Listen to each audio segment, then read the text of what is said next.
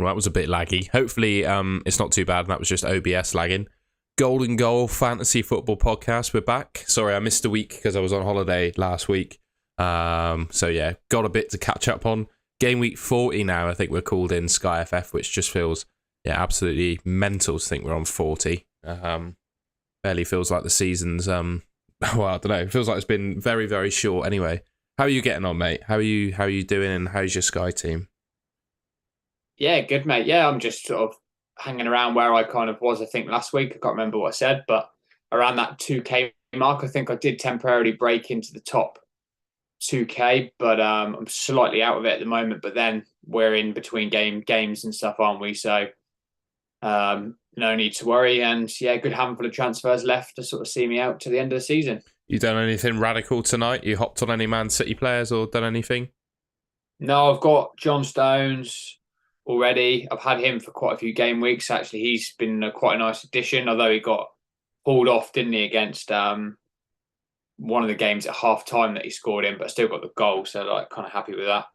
Got Haaland, resisted temptation. Oh, I've got De Bruyne, which just bad luck in it when he just picks up a knock.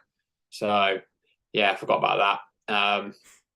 Resisted kind of Edison. I actually nearly went Edison. I did an Edison to De Gea toss up, and De Gea came out on top. So firstly, De Gea got the clean sheet the weekend, which is great, and then now tonight with this, it's just those little swings, isn't it? Those little changes. Yeah, I feel a bit of vindication because I made a couple of, I know this is Sky, but I made a couple of FPL videos saying I wouldn't be buying Edison, and I fully think David De Gea is better because like Man United have got the most clean sheets this season. They've kept more than any other team in the league, and we know that De Gea actually makes saves. You know, Edison, you clean sheet or bust, and he doesn't keep clean sheets. And then tonight, no one expected the benching. Like, you're so unlucky that he got a benching. But I do think just on paper and on numbers this season, De Gea has been better. And that's who I've gone for at the moment. I've got De Gea in goal. I'm quite happy. Yeah. Yeah. Well, so in the toss up, the reason I decided on De Gea was just because he gets more saves. And yeah, you're right. I think he's just, from a Sky Fantasy perspective, he's been a better pick. So I just kept it simple, and that's the reason I went with it. And so far, it's all good. Obviously, a few more games to go, but yeah, happy. And I feel like obviously Steele's worth mentioning from Brighton. He's been a bit of a hero in other fantasy games as well. He's only like 3.9 million in FPL. But I just feel like he's like one mistake away from just being dropped because Sanchez is so good. Yeah. Whereas De Gea, you know, he's made a few mistakes this season and he's been nowhere near being dropped. He just plays the next game straight away. So yeah, I feel like he was a safer option. Hopefully that comes back to benefit me later in the season anyway.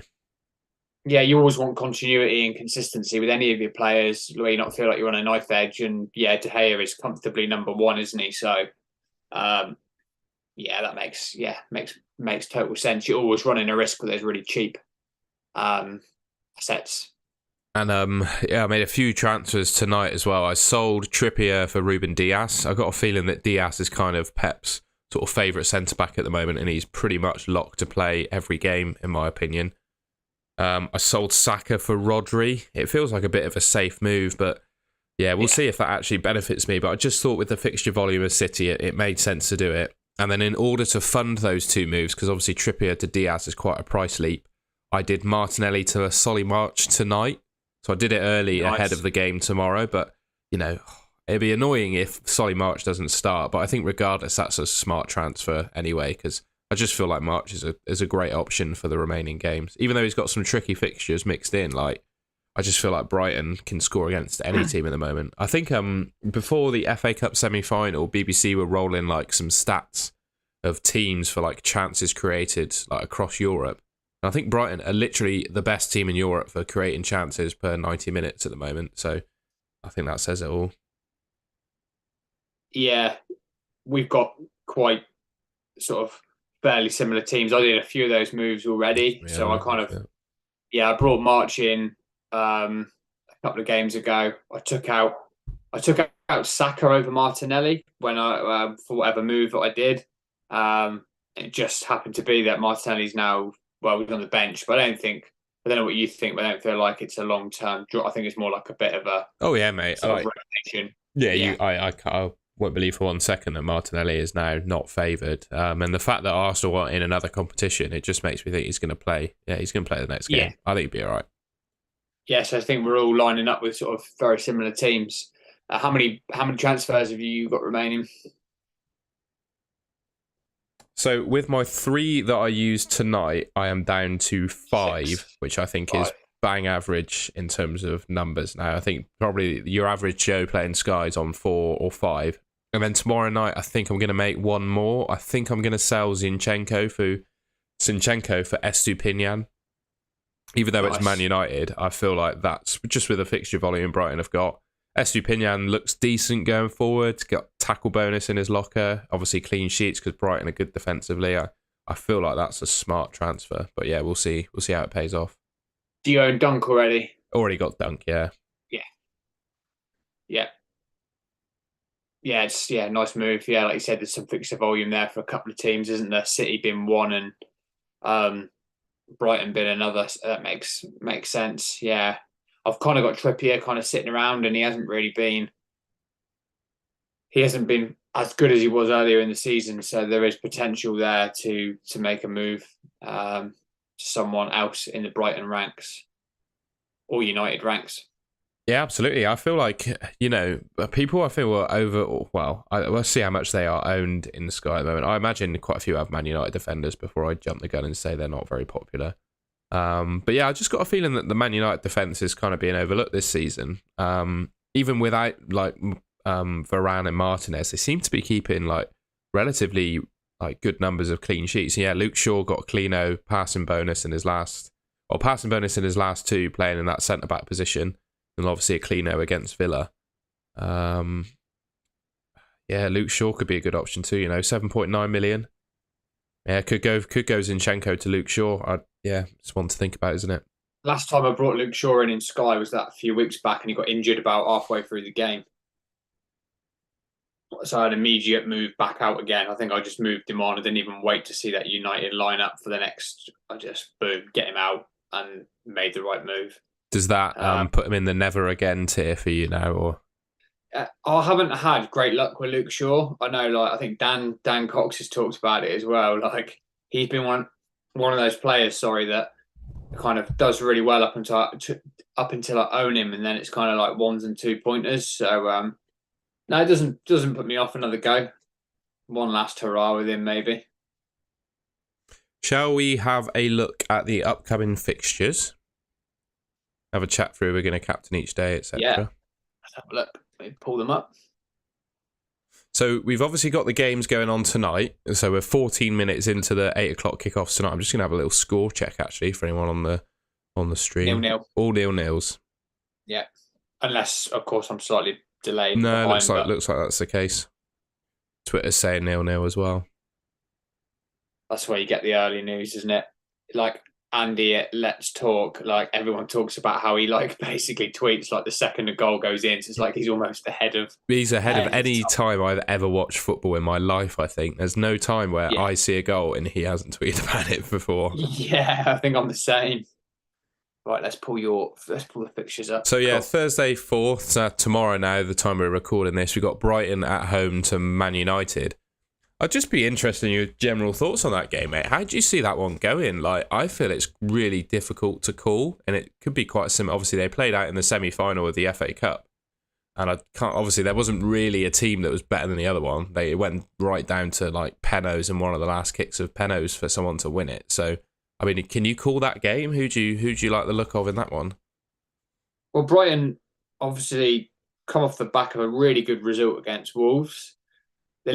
The game they lost before to Forest, they were just clearly a bit of hangover from the semi-final. Obviously, United made fairly good work of Villa, didn't they, in terms of result and clean sheet and a couple of chances and that against a resurgent Villa under Unai Emery. I can see goal. I can see a little bit from both sides. I can see United and Brighton scoring, but I could not call which way that's going to go.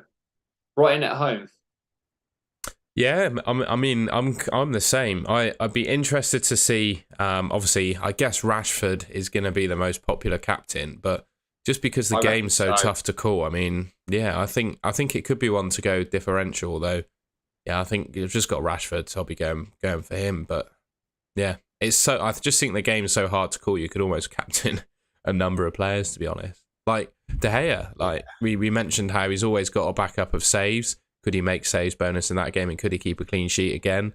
Could you just back the home team to do well? Because obviously Brighton are at home. Could you back like a Matoma or a March to score and a win, or go a bit differential? I really like at the moment Danny Welbeck. Might sound a bit controversial, but he's obviously one of the most injury prone players in the league. But if you go one game punt on him when he's starting against Man United, I also feel like he seems to always bloody score against Man United as well.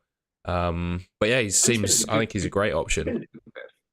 He's been in a good bit of form, isn't he? So yeah, I do think you're absolutely right there, Tom. I think everything you've said there is legit, and you've got, like you said, could you go Lewis Dunk, passing it home and potential clean there, or you got to think he'll do that because Man United not a massive possession team, especially like Lindelof, Shaw at centre back. Just not sure they're a massive possession team. So Brighton are probably going to have a bigger share of the ball. I like that idea. Yeah, but I think you're right. I think most people will just stick it on Rashford. He's just been so consistent. What else we got?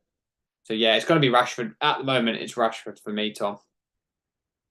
Saturday the 6th, so we got Wolves, Villa, Tottenham, Palace, Man City, Leeds, Bournemouth, Chelsea, and Liverpool, Brentford. It's very nice, actually. We get to see the Man City lineup on a Saturday 3 o'clock kickoff. So, I mean, yeah, we'll see what happens with that lineup. I'll probably go Haaland if he starts. Backup, I mean, it's close, I guess, as backup between Kane and Salah, really. I think you could go with either of those two. Yeah, I think if Kevin De Bruyne starts, just kind of see what kind of noises I get from Pep, and that's often, I know, it's quite a challenge.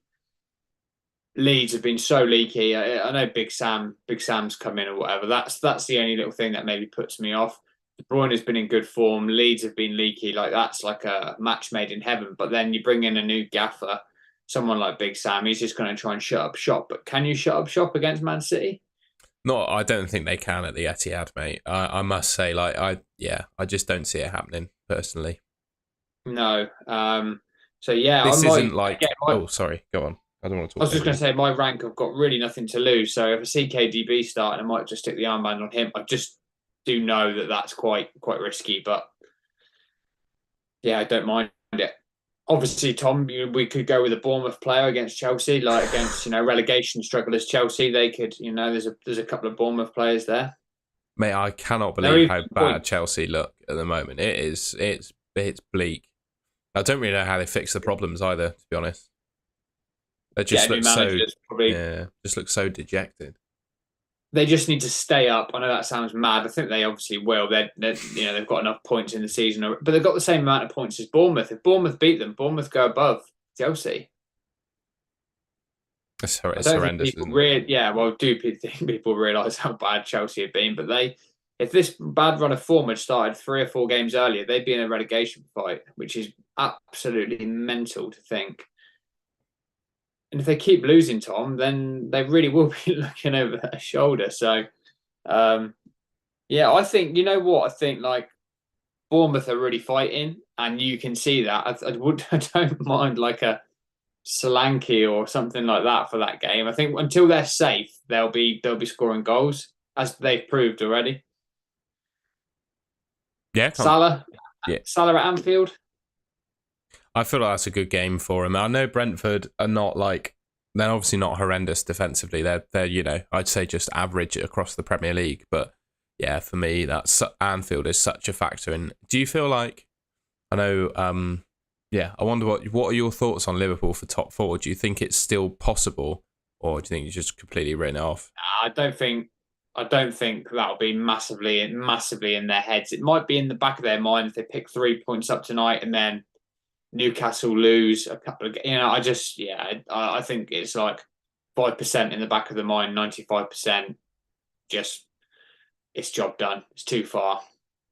No, fair enough. The only reason I was wondering that is just, is it going to be another evening at Anfield that Liverpool are just unstoppable in? Because we know there are some games where they just turn it on, play their quick, tricky football, high press and just absolutely batter a team. And yeah, it could well happen on Saturday. Yeah, I just even got the feeling against Tottenham that it was a bit of a dead rubber game. Just like top four's out the window. Yeah, we don't want Europa Conference or whatever. Yeah, whatever qualifying or whatever that is. We want to finish fifth, and then you just straight into the group stages. I get that, but yeah, it did just feel a little bit like nothing's really riding too much on that game. I might be wrong, but I think, yeah, unless there's a couple of shock results, it's done, and I don't think we'll get that Liverpool against Brentford on a Saturday evening at 5:30 personally. But it doesn't mean to think I don't think actually like Gakpo or Salah or Diaz or even Jota are not bad captain options depending who starts. Obviously, that's the question there, because obviously Nunes has started this evening. Jota's got an injury, but Gakpo's not a bad shout. Trent's not a bad shout. He's had a few assists. Yeah. How's Trent been doing for passing recently? I actually haven't looked. Interesting. It might be worth having a look. I'm gonna have a gander. Because I don't own him on Sky, but he's had mega amounts of assists, hasn't he, since he's been moved to that inverted role. Yeah. Have a look what he's on now, actually. Yeah, so minutes. Passing tier 2 in his last couple of games, and obviously assists against in his last couple of games as well.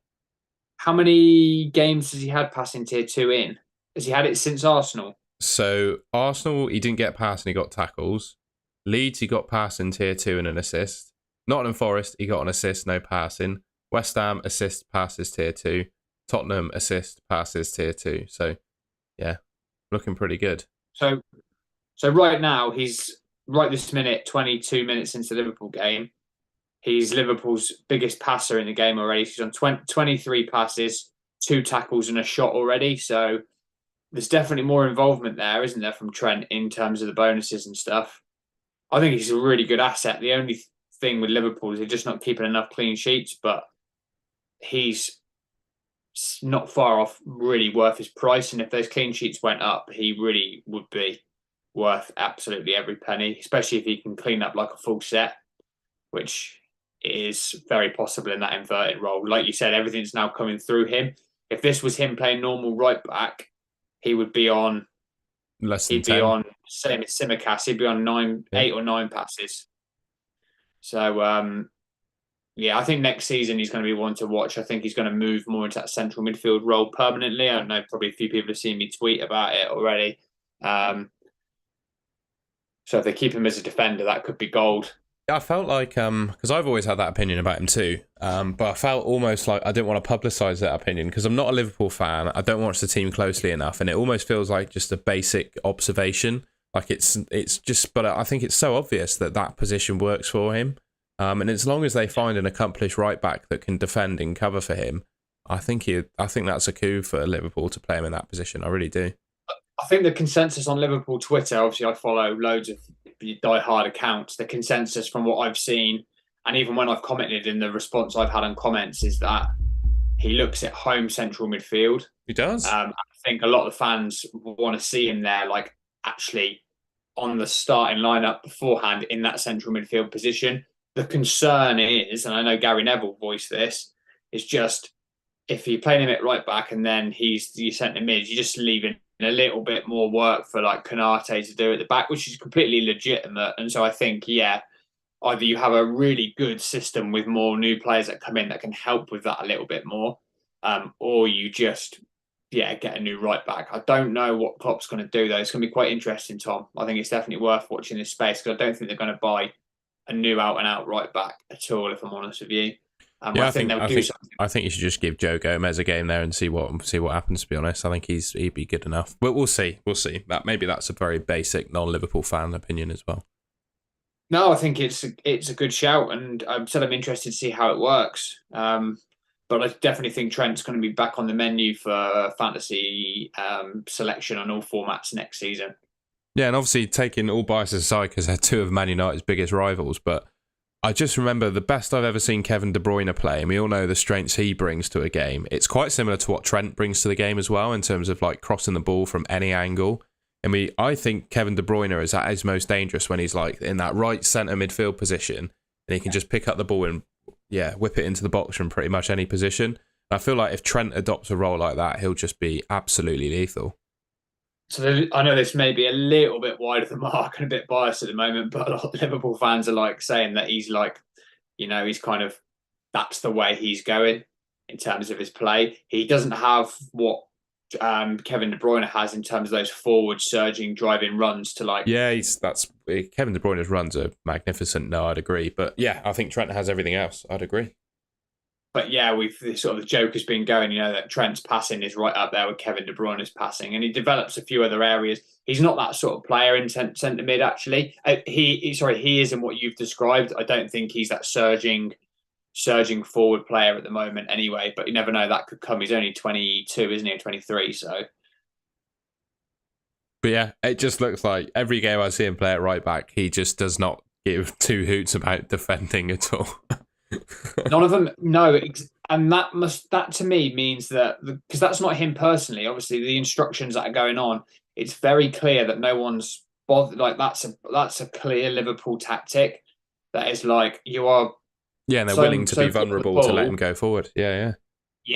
Because he's not going out. No one's saying to Trent, go out there and do what you want, and he's just sucking it off. There's a clear tactic there from Klopp and co.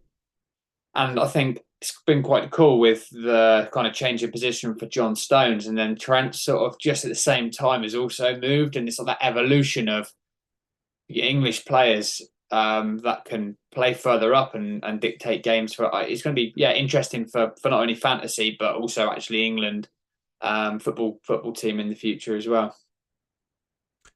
Just moving on then to the Sunday fixtures, we got Newcastle at home to Arsenal. And then West Ham at home to Man United. It's quite a late one, isn't it? A 7:00 game on a Sunday. But I guess it's bank holiday, isn't it? So, games on during the King's coronation day. I don't actually know the timings for the King's coronation. I can't confess to taking too much interest in it at the moment. So yeah, we'll see what happens there. But on the Sunday, what are you saying, mate? Newcastle, Arsenal. I think that's going to be a bit of a cracker of a game. Both teams conceding a few goals. Newcastle free scoring, Arsenal free scoring. I think there's a few goals in that one. Yeah, I do. Whether or not my captaincy will come there, it might be Rashford again against West Ham. Obviously, I don't get to see the lineup. Isaac tempts me if he starts, and any of those Arsenal assets that start the usuals, the usual big three. Four, including Odegaard. I was about to say on that one, so just looking at the fixtures, you mentioned Isaac, and I really like him myself. His underlying numbers are literally up there with the top strikers in the league, and obviously he's getting attacking returns pretty much every time he gets on the pitch. So just looking at the fixtures, so if you did Harry Kane to Isak on the Sunday, you'd obviously get Isak against Arsenal, which is, I know Arsenal on paper is a tough fixture, but if you think about it, like without Saliba, I think their defence has been pretty vulnerable, and I feel like Isak could score in that game. And then Isak's got Leeds away from home on Saturday the 13th of May, and Tottenham have got Villa away. And then on Thursday the 18th of May, Newcastle have a single game day against Brighton, where you could captain Isak as well. So maybe doing a Kane to Isak on Sunday, if you've got the spare transfers, could work out in your favour. I can't argue with that at all. And then Newcastle have another single game day on Monday the 22nd of May. They've got Leicester at home. So, yeah, maybe that's the time. Also, I'm going to just go back to a previous pod with when we gave the shout for Callum Wilson. And since then, I think he didn't start that game, and I had a little bit of sort of like, oh God, I've called Callum Wilson. He hasn't even started and didn't get any points, but he's gone freaking mad since then. He's been a really, really, really. He's just scored a hell of a lot of points. Yeah, 5 goals in 3 games. Yeah. The only thing about Wilson and Isaac for me is that he's rotating them both a little bit, isn't he? But it doesn't seem to be affecting either of them in terms of points scored. No, and like even when, as you said, even when these players don't start, they're still coming off the bench, making a real impact. Like Isak literally got one of the best assists I've ever seen It didn't bloody It count. was amazing, wasn't it? But yeah, they're dangerous even when they come off the bench. Like I don't rule them out getting attacking returns off the bench. So yeah, I mean, I mentioned Isak, but obviously I can't deny what Wilson's doing at the moment either.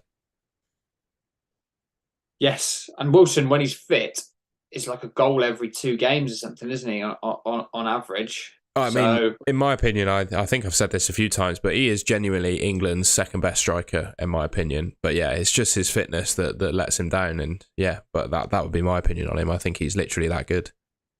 Yeah. So he's another. There's lots of good options for that day. Where do you think you'll go? Do you think you'll go just Rashford? Yeah, I know. Speaking about lots of differentials and different options on the Thursday and the Sunday there, but honestly, I think I'll just go Rashford for both. I mean, you cannot ignore like his form and his ownership. 81.3% owned at the moment. I imagine that's going to go up on Thursday. You know, for the single against Brighton, even more people are going to buy him. Yeah, I just don't think you can ignore him.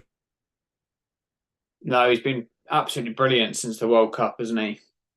Yeah. I think the only reason his ownership's down at that percentage is because probably people haven't filtered him back into the team since the injury. Yeah, absolutely that.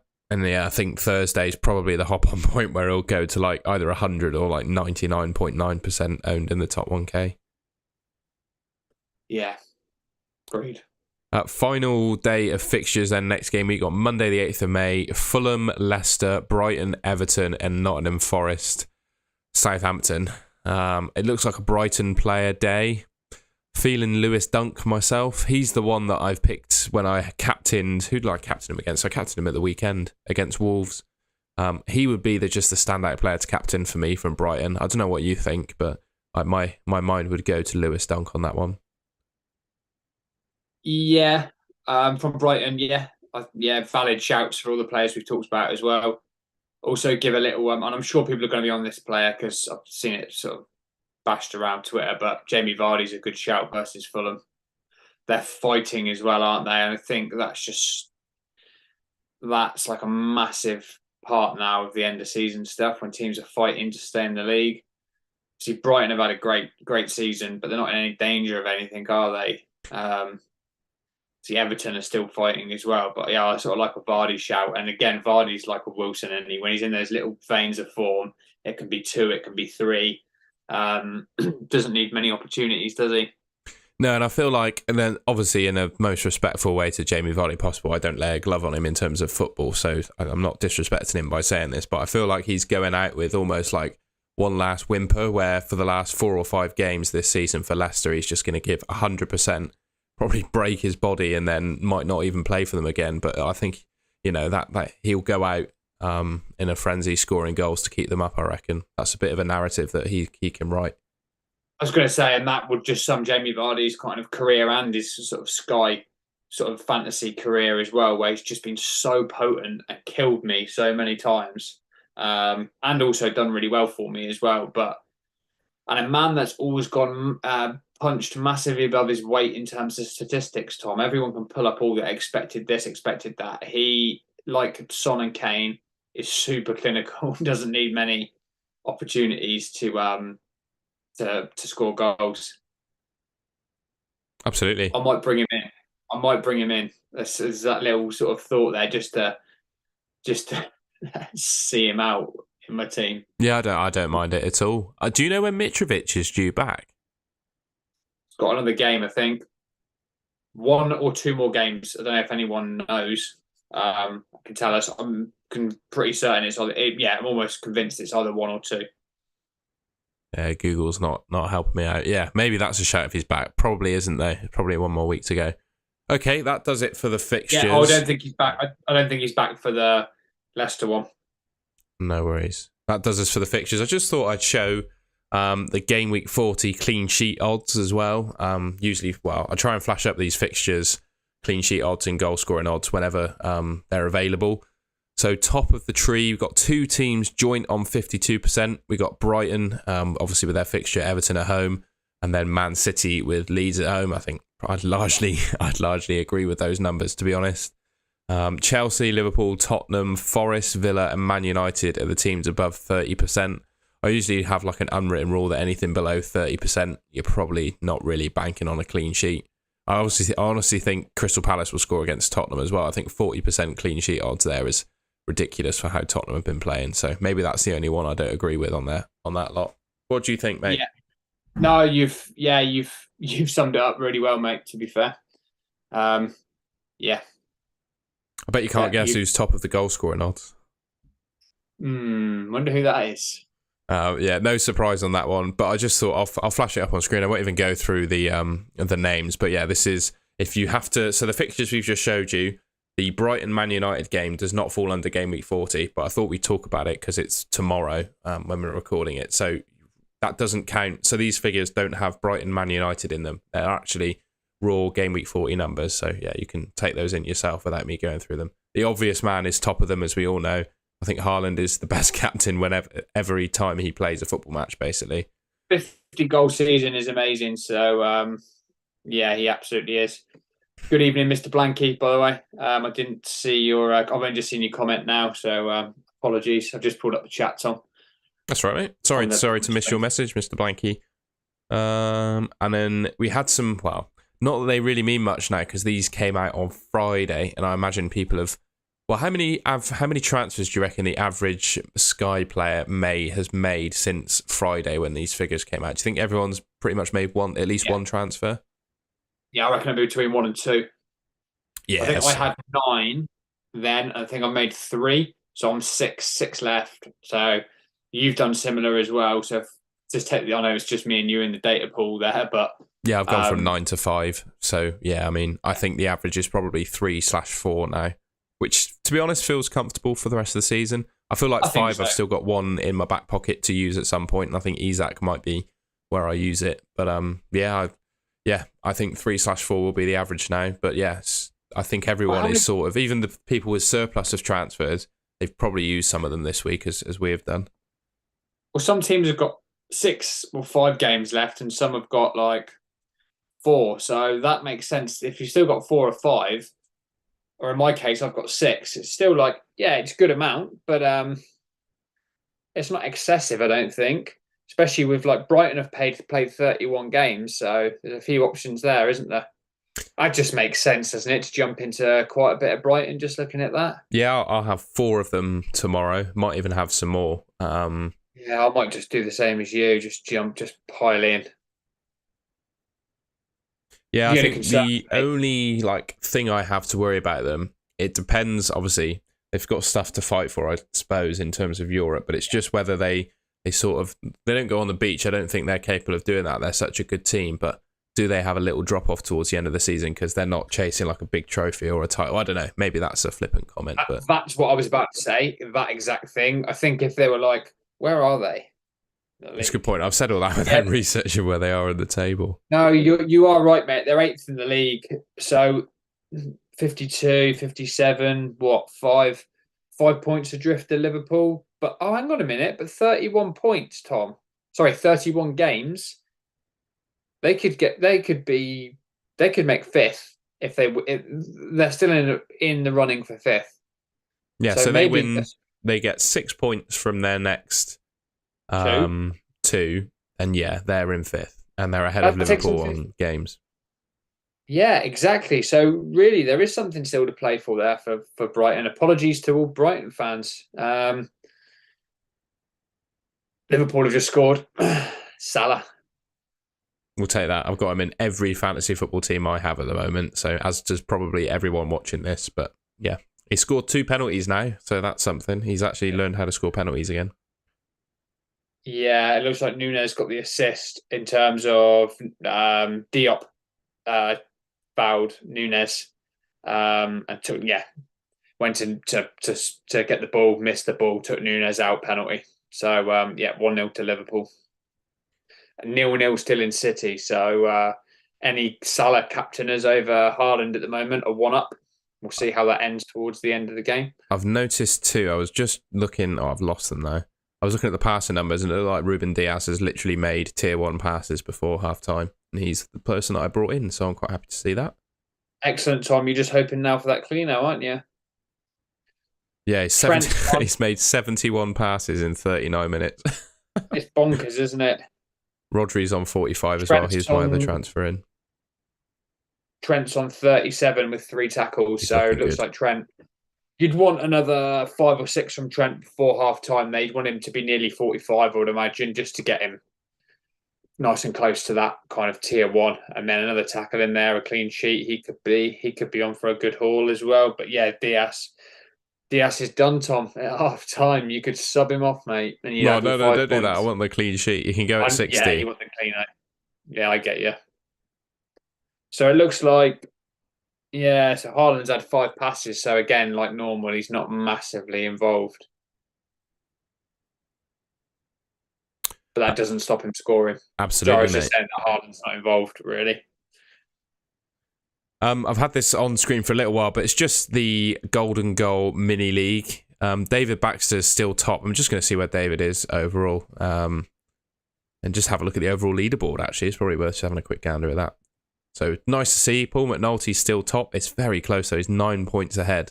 So it'd be interesting to see who he's got in his team for tonight and whether Dale Pointer, who's in second place, is hopped in on loads of Man City players. Yeah, it remains to be seen on that one. And David Baxter is 7th overall. So you're having a great season, David. Well done. And thank you so much for, you always retweet our stuff on Twitter and watch our podcast. So we really appreciate that. What he does is he watches what we do and then does the complete opposite. Who can blame him? I would definitely don't blame him for doing that. I'm looking forward to next season. Just restart fresh. We've both kind of had not fantastic Sky seasons, have we, Tom?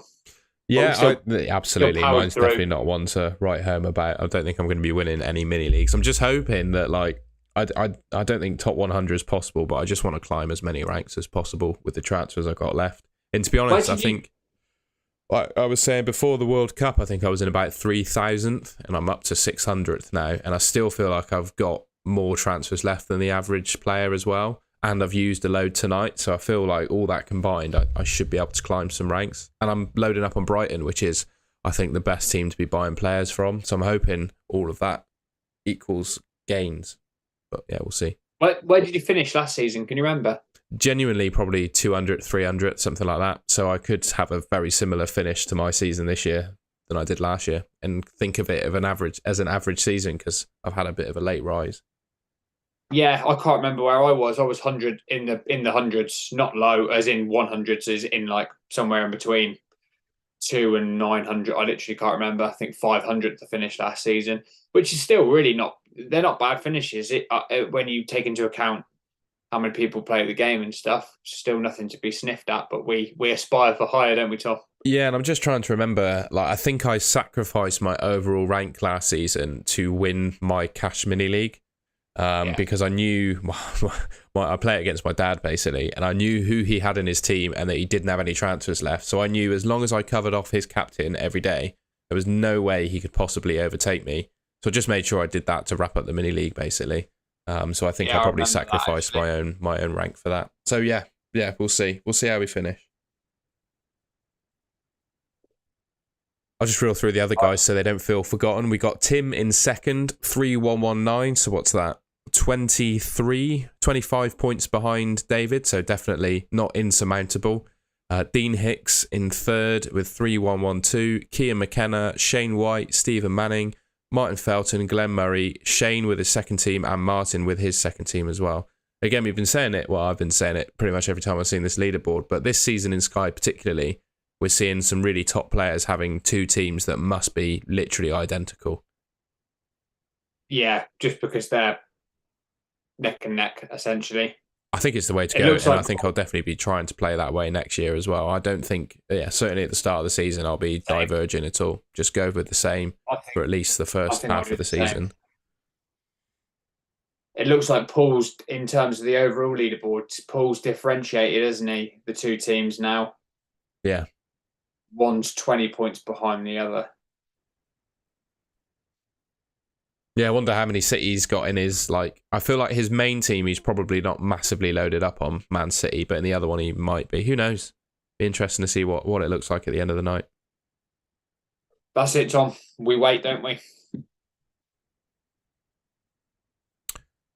You got any more to talk about, mate? I think that wraps us up nicely. We've been going for about 40-ish minutes. I think that covers everything for me.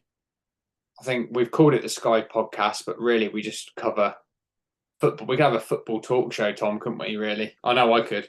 Yeah, quite easily. Like talking about England and Trent's positioning and Callum Wilson, and hope the viewers don't mind too much when they watch it back. That we go into a little bit more detail. Oh, I said detail, a little bit more talk on footballers. But no, in terms of fantasy, I think that's covered everything for this week, isn't it? Yep, absolutely. Awesome. Well, if you're watching live, really appreciate you joining us live. And yeah, let us know in the comments if you enjoy the football chat or not. I don't think, to be honest, we really care. We'll do it every week because we enjoy it ourselves anyway. But yeah, we'll catch you. We should be live next week for another one. So we'll catch you next week. Thank you very much for watching. Thanks for watching, folks. Have a good evening.